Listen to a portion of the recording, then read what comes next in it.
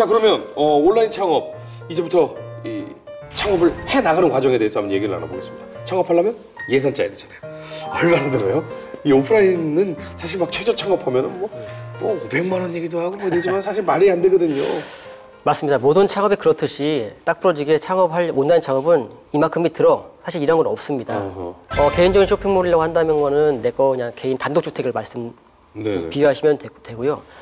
쇼핑몰 솔루션은 일종의 임대 아파트랍니다. 아파트에 내가 한 번에 돈을 내고 입점할 것이냐 아니면 월세처럼 닫아야 될 것이냐 이런 것도가 있게 되겠고요.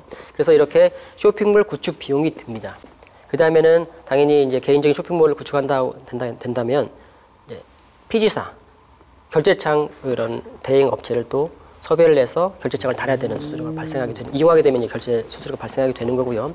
그 외에는 이제 상품을 사입해야 되는 비용, 그 다음에 상품을 촬영해야 되는 비용, 상품 촬영은 사진을 포함해서 동영상 같은 거, 즉 내 상품의 상세 페이지에 올릴 상세 페이지에 대한 내용들 비용이 되는 거고요. 이제 오픈한 후에는 계속 지속적인 SNS나 온라인 그런 홍보, 나아가서는 돈을 들이는 광고까지 이제 계속 비용이 필요하게 되겠습니다. 짧게 말씀드리자면 최소한 그래도 아무래도 뭐 3, 400, 500 이상은 들고요. 당연히 그 이상은 뭐 1,000만 원, 2,000만 원 뭐. 그거는 이제 물품에 따라 당연하죠. 스마트 스토어 같은 경우에는 젊은 친구들이 요즘 많이 입점을 한다고 그랬잖아요. 네. 이렇게 들어가는 방식이 어렵진 않나요? 굉장히 쉽습니다. 사업자 등록증과 함께 통신 판매업 신고증이 필요하게 되어 있습니다.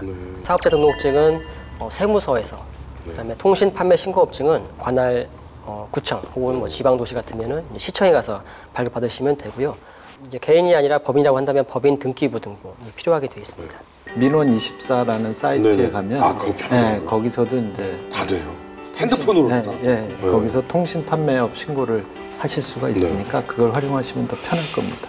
뭐 오프라인도 당연히 뭐 그렇겠지만 온라인 쇼핑몰도 준비를 잘해야겠죠. 그럼요.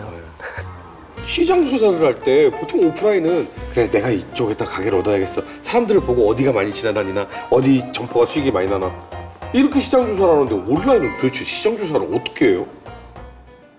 자, 온라인 창업할 때 시장 조사는요. 일단 시장 분석을 먼저 한 다음에 그 다음에 타겟층 분석, 아까 말씀드렸듯이 내 고객이 타겟층이 누구이냐를 파악하게 되고 또 지피지기면 백전백승이죠.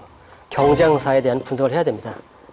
예를 들어서 소비자들이 어떠한 검색어나 어떠한 경로를 통해서 그 상품에 대한 접근을 하고 있는지 예컨대 키워드만 봐도 알 수가 있습니다. 어떤 상품에 대한 키워드를 소비자가 검색했을 때 거기에 발생되는 연관 키워드나 뭐 추천 검색어, 그다음에 혹은 세부 키워드. 그러니까 A라고 하는 상품을 검색했을 때 그거와 유사한 다른 쇼핑 키워드를 이렇게 추천을 해주기 때문에 소비자들은 그러한 추천 키워드를 다시 눌러서 세부적으로 내가 원하는 상품을 검색할 수도 있고 판매자는 그런 세부 키워드, 즉 추천 쇼핑 키워드를 이용해서 다시 컨텐츠를 가공할 수가 있죠. 그 좀 오프라인하고는 확실히 뭔가 조금씩은 비슷하면서도 조금씩 다르다라는 생각이 좀 드는데 오프라인은요 나만의 어떤 개성을 살린 것들을 직접 눈으로 보고 만져보고 그 감성을 느낄 수가 있잖아요. 그래서 좀 차별화가 쉬울 것 같은데 온라인은 그림으로 다 똑같이 나오잖아요. 그것도 이제 경쟁력이 되는 거죠. 그 그림의 표현을 어떻게 하느냐, 사진을 어떻게 찍느냐. 그러니까 같은 상품을 가지고도 두 사람이 사진을 찍었는데 다르게 나오잖아요. 그러니까 이제 어떻게 보면 온라인 속에서의 경쟁은 우리가 좀 약간 다른 측면으로 봐야 될 필요가 있어요. 그러니까 이제 예를 들면 뭘 기준으로 내가 경쟁력이라고 하는 것을 만들어낼 것이냐, 그리고 내가 뭘 팔아야 내가 성공할 수 있을 것이냐. 그 다음에가 이제 시장성. 이게 시장성이라는 것도 이게 많이 나오면 뭐예요? 안 팔리면 또 소용없잖아요. 그러니까 팔릴 수 있어야 되고요. 사오기가 힘들어요.